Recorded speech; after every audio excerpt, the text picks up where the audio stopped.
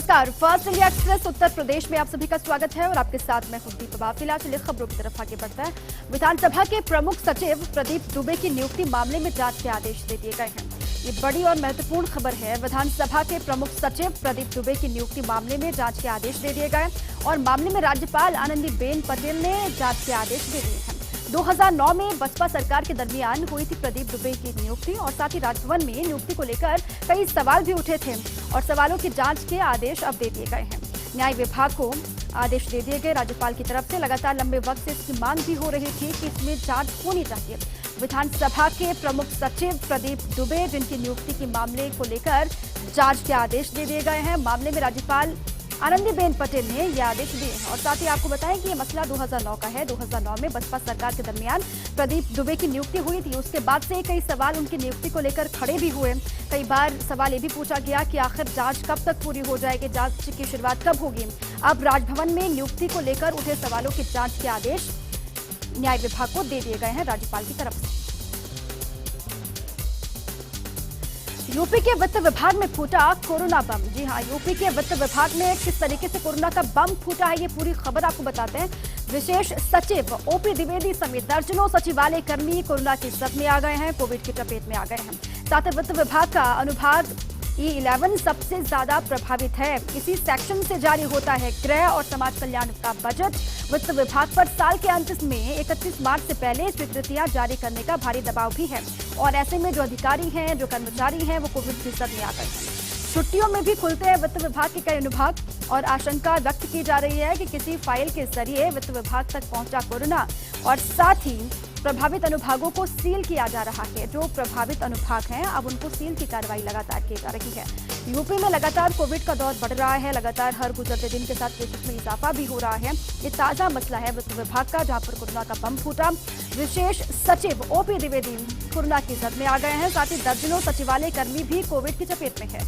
वित्त विभाग का अनुभाग E11 सबसे ज्यादा कोविड से प्रभावित है और इसी सेक्शन से जारी होता है गृह और समाज कल्याण का बजट। वित्त विभाग पर साल के अंत में 31 मार्च से पहले स्वीकृतियां जारी करने का प्रेशर भी है, दबाव है और छुट्टियों में भी खुलते हैं वित्त विभाग के कई अनुभाग। लगातार काम भी होते रहते हैं। आशंका व्यक्त की जा रही है कि किसी फाइल के जरिए वित्त विभाग तक कोरोना पहुंचा हो और प्रभावित जो अनुभाग हैं उनको सील की कार्रवाई लगातार की जा रही है।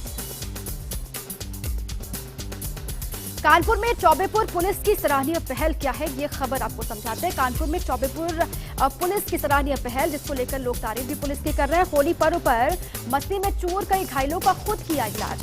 होली पर्व पर मस्ती में चूर जो कई घायल, उनका इलाज खुद किया। मुख्यमंत्री की योजना महिला हेल्प डेस्क पर फर्स्ट एड बॉक्स का इस्तेमाल किया और साथ ही कल मार्ग दुर्घटना में कई लोग जख्मी हो गए थे, घायल हो गए थे। होली का मौका था, इस वजह से भी हादसों की संख्या ज्यादा थी। ऐसे में खुद ही इलाज करते हुए दिखाई दिए पुलिसकर्मी। फर्स्ट एड बॉक्स का इस्तेमाल किया और साथ ही घायलों को तुरंत इलाज मिल सके, इसलिए पुलिस खुद डॉक्टर बन गई। कई घायलों को पुलिस देती दिखाई दी फर्स्ट एड बॉक्स और इसको लेकर जिसने भी वो तस्वीरें देखी कानपुर के चौबेपुर पुलिस की, उसको लेकर तारीफें की गई। अब जो घायल दिखाई दिए उनके लिए खुद ही पुलिसकर्मी डॉक्टर बन गए और इसको लेकर अब पूरे कानपुर की बात करें या फिर पूरे यूपी की बात करें, तारीफ कानपुर पुलिस की हो रही है। कानपुर में पीआरवी के लापरवाह पुलिसकर्मियों पर कार्रवाई। जी हां, कानपुर में पीआरवी के जो लापरवाह पुलिसकर्मी हैं उन पर कार्रवाई। साथ ही पुलिस कमिश्नर ने निरीक्षण के दरमियान पकड़ी लापरवाही। पुलिस कमिश्नर ने निरीक्षण किया और उस दरमियान जो भारी लापरवाही उजागर हुई उसको लेकर नाराजगी भी जाहिर की गई। ड्यूटी में लापरवाही बरतने पर कांस्टेबल लाइन हाजिर किया गया। ड्यूटी में लापरवाही बिल्कुल बर्दाश्त नहीं की जाएगी। जो भी लापरवाही करेगा, कोताही बरतेगा, उस पर एक्शन होगा, ये साफ तौर से कह दिया गया है। ड्यूटी में लापरवाही बरतने पर कांस्टेबल को लाइन हाजिर किया गया और ड्यूटी से गायब रहने पर होमगार्ड को ड्यूटी से हटा दिया गया है और पीआरवी ड्यूटी से संबंधित दिए कड़े दिशा निर्देश साफ तौर से कह दिया गया कि जो नियम कायदे तय किए गए हैं, अगर उनके हिसाब से पुलिसकर्मी या फिर कोई भी कर्मचारी नहीं चलता है तो फिर एक्शन होगा, उनको भी बख्शा नहीं जाएगा। लापरवाह पुलिसकर्मियों पर पुलिस कमिश्नर ने निरीक्षण किया, उसके बाद नाराजगी जाहिर की। ड्यूटी में लापरवाही बरतने के लिए कांस्टेबल को लाइन हाजिर किया गया और ड्यूटी से गायब रहने पर होमगार्ड को ड्यूटी से हटा दिया गया। पीआरवी ड्यूटी से संबंधित कई दिशा निर्देश दिए गए हैं, उन सभी को अब मानना ही होगा, वरना इसी तरीके से एक्शन आगे भी लिया जाएगा। कानपुर में महिला सुरक्षा को चुनौती दी गई है। कानपुर में महिला सुरक्षा को लेकर कई बातें, कई सवाल खड़े किए जाते हैं। अब कानपुर में महिला सुरक्षा को लेकर चुनौती, साथ ही कमिश्नरेट के गठन के बाद अपराधियों ने चुनौती दी है। कानपुर में महिला सुरक्षा को किस तरीके से खुली चुनौती दी जा रही है, पूरी खबर आप समझिए। कमिश्नरेट के गठन के बाद अपराधियों ने चुनौती दी। मकान मालिक ने की सास बहू को पिटवाया गुंडों से। अब मकान मालिक ने ही कहा जा रहा है, खबर यह है कि सास बहू को गुंडों से पिटवा दिया। बदनीयती से महिलाओं पर हमला करवाया गया। थाना नजीराबाद के जवाहर नगर की ये पूरी घटना है। घटना के बाद मौके से 2 आरोपी भाग निकले हैं। मुख्य आरोपी मंगल सिंह ने समझौते का दबाव भी डाला है। अब कहा जा रहा है जो मुख्य आरोपी है उसकी तरफ से ये कहा गया कि दबाव ये डाला जा रहा है समझौते को लेकर, कॉम्प्रोमाइज करने को लेकर। थाना नजीराबाद में एसएसआई नरेंद्रपाल सिंह राणा प्रेशर डाल रहे हैं और अपराधी की अब भगत से महिला सुरक्षा के दावे पर कई सवाल खड़े हो रहे हैं। साफ तौर से जो लोग हैं वो ये कह रहे हैं, जो आम लोग हैं वो ये कह रहे हैं कि जो अपराधी होते हैं उन्हीं के साथ साठगांठ दिखाई देती है, उन्हीं के आवभगत में पुलिस लग जाती है कानपुर की। इसीलिए महिला सुरक्षा को लेकर ऐसी स्थिति वहां पर बनी हुई है। कमिश्नरेट के गठन के बाद भी अपराधी किस तरीके से खुली चुनौती दे रहे हैं प्रशासनिक अधिकारियों को, वो आप समझिए। मकान मालिक ने सास बहू से गुंडों से उनको पिटवा दिया और साथ ही ये कहा जा रहा है बदनीयती से महिलाओं पर हमला करवाया गया जानबूझ के। नजीराबाद के जवाहर नगर की पूरी घटना है और घटना के बाद से 2 आरोपी जो फरार है उनकी तलाश, हालांकि पुलिस ये कह रही है कि उनकी तलाश की जा रही है, जल्दी गिरफ्तारी होगी। लेकिन साफ तौर से आरोप ये भी पुलिस पर कि दबाव डाला जा रहा है समझौते को लेकर। अब पुलिस इस पूरे मामले में किस तरीके से आगे बढ़ती है, जो दाग खाकी पर लगाए जा रहे हैं उसको कैसे साफ किया जाता है, उस पर भी लगातार नजर रहेगी। होली के दिन बहराइच के दबंगों ने खेली खून की होली। जी हाँ, होली का दिन था लेकिन बहराइच के जो दबंग हैं उन्होंने खून की होली किस तरीके से खेली, ये पूरी खबर आपके सामने। फेसबुक पर कमेंट के विवाद को लेकर जमकर हुआ बहराइच में खूनी बवाल। अब होली का दिन था, सभी रंग गुलाल से होली खेल रहे थे लेकिन बहराइच के दबंगों ने खून की होली खेल दी। फेसबुक पर कमेंट के विवाद को लेकर जमकर हुआ बहराइच में खूनी बवाल। महज फेसबुक पर एक कमेंट को लेकर विवाद हुआ था, उसी विवाद ने किस तरीके से तूल पकड़ा, खूनी संघर्ष वहां पर हुआ, खूनी बवाल हो गया। पूरी खबर, मारपीट की घटना में एक युवक को गोली लगी, 2 अन्य युवक भी घायल हुए। साथ ही फेसबुक पर दोनों पक्षों के बीच कहासुनी हुई थी। होली के दिन एक पक्ष के 3 लोगों को रोककर जानलेवा हमला किया गया। होली का मौका था, एक पक्ष के 3 लोगों को रोका गया, उन पर जानलेवा हमला किया गया। दबंग हमलावरों ने चलाई गोली और जमकर चाकूबाजी भी वापर की। अब जो दबंग थे उन्होंने गोली भी चलाई, चाकूबाजी भी वापर की। तीनों घायलों को डॉक्टर्स ने इलाज के लिए लखनऊ रेफर कर दिया है। और कोतवाली देहात इलाके की पूरी घटना है। 4 लोगों के खिलाफ कोतवाली देहात में मुकदमा दर्ज किया गया। अब पुलिस लगातार उनकी पड़ताल भी कर रही है, लेकिन दबंगों के हौसले कितने बुलंद हैं वो आप समझिए। बहराइच की हम खबर आपको बता रहे हैं जहां पर दबंगों ने खून की होली खेल दी। फेसबुक पर कमेंट को लेकर विवाद हुआ था, मामूली एक महज छोटा सा विवाद, उसको लेकर खूनी बवाल वहां पर हो गया। मारपीट की घटना में एक युवक को गोली लगी, 2 अन्य गंभीर रूप से घायल हैं। दोनों पक्षों के बीच कहासुनी हुई थी फेसबुक पर ही और होली के दिन ये विवाद और भी बढ़ गया। एक पक्ष के 3 लोगों को रोककर दबंगों ने हमला किया, जानलेवा हमला उन पर हुआ। दबंग हमलावरों ने गोली भी चलाई, खबर ये है चाकूबाजी वापर की। तीनों घायलों को अपडेट ये कि डॉक्टर्स ने इलाज के लिए लखनऊ रेफर कर दिया है, वहीं पर उनका इलाज चल रहा है। साथ ही अब इस पूरे मामले को लेकर 4 लोगों के खिलाफ कोतवाली देहात में मुकदमा दर्ज हुआ, पुलिस पड़ताल कर रही है। दावा ये जल्द ही गिरफ्तारी आरोपियों की हो जाएगी। तो क्या अवैध शराब की तस्करी की सबसे बड़ी जड़ें बरेली में हैं?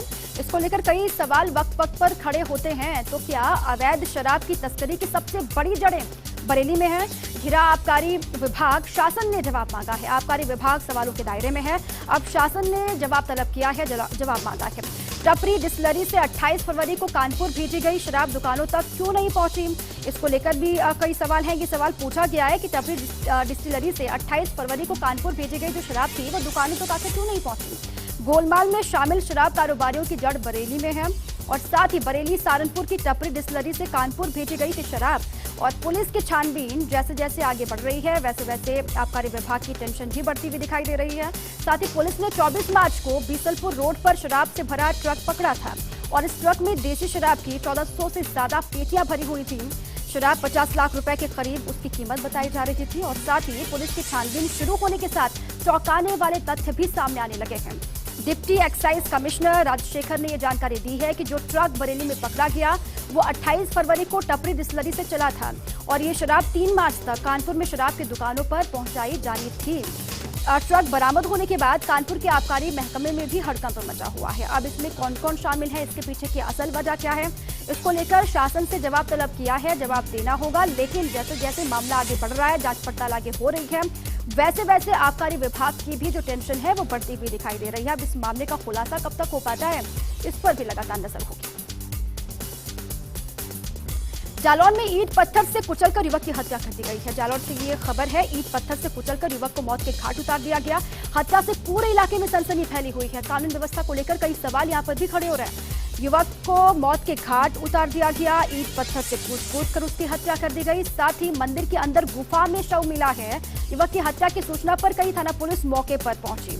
मामले की जांच पड़ताल में पुलिस के अधिकारी लगातार जुटे भी हुए हैं। युवक की अभी तक शिनाख्त नहीं हो पाई है। युवक कौन है, कहां का रहने वाला है, इसको लेकर पुलिस के पास कोई जानकारी फिलहाल नहीं है। पूछताछ हो रही है। साथ ही कोंच कोतवाली के अटा टोपोर गांव की पूरी घटना है। अब युवक की हत्या किसने की, युवक कहां का रहने वाला है, इसके पीछे की वजह क्या हो सकती है, कौन इसमें शामिल हो सकते हैं, इसको लेकर पुलिस पड़ताल लगातार कर रही है। आसपास के इलाकों से लोगों से पूछताछ। मंदिर के अंदर गुफा में शव मिला। अब जो मंदिर के आसपास भी लोग रहते होंगे उनसे भी निश्चित तौर पर पूछताछ होगी और उसके बाद ही मामला साफ होगा। फिलहाल पड़ताल की जा रही है गंभीरता से। टीचर ने छात्र पर किया जानलेवा हमला। चाकू के हमले में छात्र हुआ गंभीर रूप से घायल। एक शिक्षक ने छात्र पर जानलेवा हमला कर दिया है। चाकू के हमले में छात्र गंभीर रूप से घायल हुआ। कल्याणपुर थाना क्षेत्र के अंतर्गत प्राइवेट स्कूल का ये पूरा मसला है, जहां पर शिक्षक ने छात्र पर जानलेवा हमला किया। खबर यह कि चाकू से हमला किया गया, जिसके बाद छात्र गंभीर रूप से घायल है। और एक प्राइवेट स्कूल का ये पूरा मसला है। घायल छात्र कल्याणपुर के नानकारी का रहने वाला है। पीड़ित परिवार ने कल्याणपुर थाने में टीचर के खिलाफ रिपोर्ट दी है और टीचर के खिलाफ कई गंभीर धाराओं में मुकदमा दर्ज किया गया। टीचर की पड़ताल की जा रही है, जल्दी उसकी गिरफ्तारी भी हो जाएगी, ये पुलिस का कहना है। और साथ ही पीड़ित परिवार ने कल्याणपुर थाने में टीचर के खिलाफ शिकायत दी है। अब इस स्कूल को लेकर भी पहले पड़ताल की जा रही है कि टीचर कौन है, क्या उसका रिकॉर्ड पहले भी ऐसा रहा है। अब जांच पड़ताल होगी और उसके बाद चूंकि रिपोर्ट दर्ज करवाई गई है, उसके बाद गिरफ्तारी भी निश्चित तौर पर होगी। ये बड़ा मसला है। यूपी के जालौन में दिखा रफ्तार का कहर। रफ्तार का कहर यहां पर किस तरीके से टूटा है, यूपी के जालौन से ये खबर है। तेज रफ्तार कार ने बाइक सवार को टक्कर मार दी। यूपी के जालौन में रफ्तार का कहर दिखा। तेज रफ्तार कार ने बाइक को मारी टक्कर और साथ ही हादसे में बाइक सवार महिला समेत 2 लोगों की दर्दनाक मौत की खबर है। हादसे की जानकारी मिलते ही मौके पर पहुंची पुलिस ने शव को कब्जे में लेकर पोस्टमार्टम के लिए भेज दिया। जबरदस्त हादसा हुआ जालौन कोतवाली क्षेत्र के लहूचूड़ा गांव के पास की घटना है, जहां पर हादसा हुआ। तेज रफ्तार कार ने बाइक सवार को जबरदस्त टक्कर मारी और फिर खबर ये, हादसे में बाइक सवार महिला समेत 2 लोगों ने दम तोड़ दिया। दोनों की मौत हो चुकी है। हादसे की जानकारी मिलने पर पुलिस पहुंची मौके पर। मौका मुआयना किया गया। पुलिस ने शव को कब्जे में लेकर पोस्टमार्टम के लिए भेज दिया। जालौन कोतवाली क्षेत्र के लहूचूड़ा गांव के पास की घटना है। अब दोनों के बारे में लगातार छानबीन की जा रही है। परिजनों तक इत्तला कर दी जाएगी, जानकारी उन तक पहुंचाई जाएगी। फिलहाल पड़ताल लगातार जारी है। बहराइच से खबर है, बहराइच के जंगल में आग लगी है। बघौली के जंगल में भीषण आग की खबर है। भीषण आग की वजह से हड़कंप मचा हुआ है। बहराइच के जंगल में आग अब किस वजह से लगी, ये भी कई सवाल खड़े करता है। बघौली के जंगल में आग से हड़कंप। लगभग 20 बीघा जंगल आग की चपेट में है, आग की जद में है। मौके पर मात्र एक फायर ब्रिगेड की गाड़ी मौजूद है। अब समझिए पूरी खबर को। लगभग 20 बीघा जंगल जो आग की चपेट में है, लेकिन आग पर काबू पाने के लिए सिर्फ एक फायर ब्रिगेड की गाड़ी वहां पर मौजूद है। आग को काबू करने में लोग जुटे हुए हैं। जो स्थानीय लोग हैं, जो ग्रामीण हैं, वो भी हालांकि अपने स्तर पर कोशिश कर रहे हैं। युद्ध स्तर पर पुलिस, फायर और वन विभाग के लोग मौके पर मौजूद हैं। अब दरकार और है कि फायर ब्रिगेड के कर्मी वहां पर पहुंचे, बड़ी संख्या में आग पर काबू पा लिया जाए। लेकिन अब इस तरीके से इसको भी लापरवाही के तौर पर जो ग्रामीण है वो देख रहे हैं।